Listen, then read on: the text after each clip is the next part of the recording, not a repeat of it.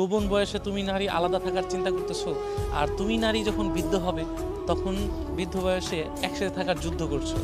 একই নারী, দেখেন জাস্ট খালি সময়টা আলাদা। হ্যাঁ, সময়ের আলাদা, সময়ের কারণে সে যৌবন বয়সে আলাদা থাকার চিন্তা করছে, কিন্তু বৃদ্ধ বয়স যখন হবে তখন ছেলে নাতি নাতু যা হবে তাদের সাথে একসাথে থাকার চিন্তা করছে। তো আমাদের সমাজে না এই জিনিসটা বেশি হচ্ছে, যৌবন বয়সে আমরা আলাদা থাকার চিন্তা। যেমন সমাজে কিছু নারী আছে যারা কিনা প্রথমে বিয়ে করে বা স্বামীকে প্রেশার ক্রিয়েট করে যে আমরা আলাদা থাকবো বা শ্বশুর শাশুড়ি একসাথে থাকবো না, কিন্তু এই বউটা যখন 80 বছর হবে বা 60 বছর হবে তখনই ইনিও তার ছেলের বউর সাথে যুদ্ধ করবে যে না, আমরা ছেলে সন্তান নিয়ে একসাথে থাকবো।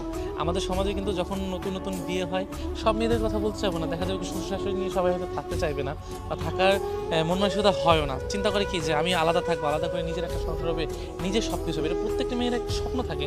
তারপরেও কিছু মেয়ে হয়তো শ্বশুর শাশুড়ি নিয়ে থাকতে চায়।